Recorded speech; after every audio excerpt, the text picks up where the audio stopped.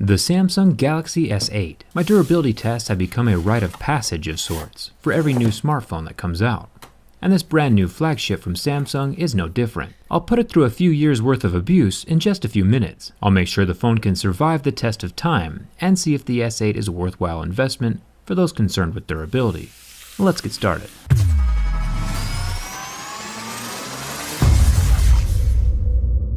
This orchid gray color is the one lucky enough to end up on my desk.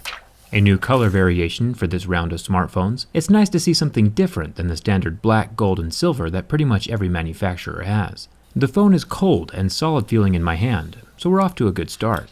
The scratch test is always first.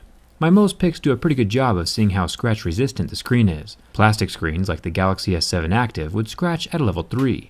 Last year's Galaxy S7 Edge scratched at a level 6, which is pretty much the standard for smartphones at the moment. A sapphire screen would get into the levels 8 or 9 on the hardness scale, and I'm working on getting my hands on one of those phones, but they're pretty rare. The good news is the Gorilla Glass 5 on this Galaxy S8 scratched at a level 6, so your normal keys and coins won't do any damage to this glass. There is no physical home button on the bottom of the screen. Aesthetically, it looks pretty sweet. I'm a fan of the larger screen size taking up the whole front face. Looking at the earpiece is where I run into my first issue. Definitely a minor issue, but still something to think about. The speaker grill is recessed slightly below the glass surface, which is a very interesting design choice. If it was protruding like on the Galaxy S7, it would help protect the screen a little by not allowing the glass to rest directly on a surface if set face down. Or maybe if it was flush like the LG G6, at least it would look cool and uniform with the rest of the screen. But recessed under the glass is just asking for it to collect all kinds of lint and dust and other goodies from your pocket, or even makeup off your face. Recessed isn't the most ideal design choice. The good news is that the grill is made of metal, so when it does need to be cleaned out, it's pretty secure and won't be falling out on its own, like we've seen with some of the other phones I've tested. One more thing is the speaker size. The S7 Edge that I've been using for the past year is already pretty quiet, and the grill on the S8 is less than half of the size.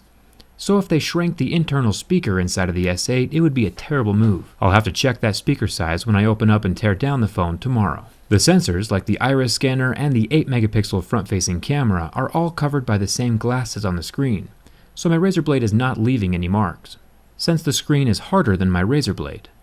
Now for the back of the phone. The back panel is made of glass and the Samsung logo is printed on the underside of the glass, so there's no chance of removing it from this side. If we jump up to the flash and the focus sensors, they are also covered by this same glass rear panel. This is the first time I've ever seen a glass-covered flash on a phone. Normally it's plastic. I think that see-through window to the sensor is pretty awesome. If there was a totally clear version of the S8, I would buy it up in 2 seconds. My favorite Game Boy was the clear one back in the day, and older me hasn't changed a bit. Would you buy a clear phone? Let me know in the comments. The camera lens is also covered with glass, and luckily my razor blade leaves no marks on it. Definitely scratch resistant. The Galaxy S8 has a subtle ring around the camera that protrudes ever so slightly. It's almost flush, but the ring is definitely there. It's made of metal, and hopefully, if you're the type of person who walks around without a skin or a case, it'll be enough to help protect that camera lens if you ever set your phone down.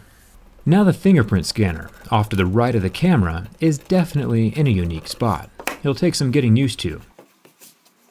After heavily scratching the fingerprint scanner, I was able to set my fingerprint with no major issues. It still unlocked the phone almost every time. Without looking though, it was pretty hard to differentiate between the camera lens and the fingerprint scanner with my fingertip, since they are pretty close together. Hopefully muscle memory will improve with time, and I'll get better at it. Now it's time for the hypothetical apocalypse test. The Galaxy S8 has a 5.8-inch Super AMOLED display. Now in the past, when I roast an AMOLED display with my lighter like with the Galaxy S7, it'll start to go white after about 10 seconds and never recover. But this Galaxy S8 lasted 30 seconds. The screen still went white, but then completely recovered. I'm happy about the success, but I'm also all about second chances. But even after another 30-second round of flame, the screen had no markings. Definitely impressive. Speaking of apocalyptic scenarios, I talked Audible into giving a free book to every single one of my subscribers. So if dystopian novels are your thing and you like free stuff, I highly recommend Fahrenheit 451 by Ray Bradbury, or another book called 1984 by George Orwell. Both of these books reshaped my entire way of thinking, and well, thought-provoking books are the best kind of books. If you use this link, audible.com/JerryRig, all lowercase, you get to keep the free book you download even if you decide not to use Audible after your free 30-day trial. It's a pretty good deal. I'll also include the link right below this video in the description. A burn-proof phone would be incredible, but in order to make sure, I tried the flame test one last time. It was only then, on my third burn, that I was able to get a permanent mark on the screen. I would definitely certify this thing for a mild to moderate apocalypse, but with any extinction level events, you're going to need a little more protection. Now the sides of this phone are made from pure metal. Everything from the SIM card tray to the actual borders of the phone.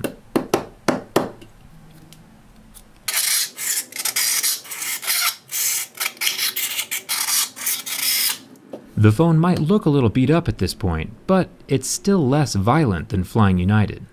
All of the buttons are made from metal. Even Bixby, our permanent new best friend that nobody asked for, is also metal. Down at the bottom of the phone we have the USB-C port, which I prefer at this point. The transition to USB-C is pretty much mandatory on all flagships this far into the game. There's also a headphone jack down here. You can charge your phone and listen to music at the same time.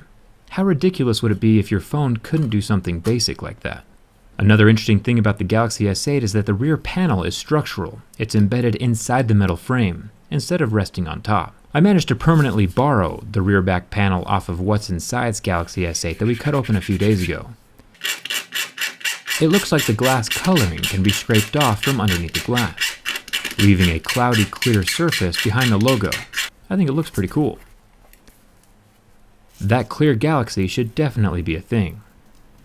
It took several hard hits with my knife to destroy the back panel, and when it finally did crack, it's spiderweb similar to the LG G6, where everything was still relatively intact, much safer than the HTC Ultra, where the large unlaminated glass chunks were falling off all over the place. And now it's time for the ultimate test of build quality, the bin test. 2 years ago, the Galaxy S6 was the first phone I ever did a durability test on, and Samsung has never disappointed since when it comes to building physically solid devices. There is almost zero flex to this thing, and more importantly, no seals are being broken either, so everything is still water resistant. It's nice that you can count on your phone, even if an irresponsibly large amount of pressure is applied to both ends. The flashlight complained for a few seconds about the abuse, but other than that, I'd have to say that the Galaxy S8 is an incredibly well-built phone, and definitely a candidate for my daily driver. My Twitter and Instagram followers got a spoiler-free preview of the phone before this video went live, so if you like seeing tech tested, follow me over there. And don't forget your free 30-day trial from Audible. For real, it's free. With Audible, you can read or listen directly from your phone, so you'll always have something productive in your pocket. Link is in the description. I'll see you guys tomorrow for the teardown. Thanks for watching. I'll see you around.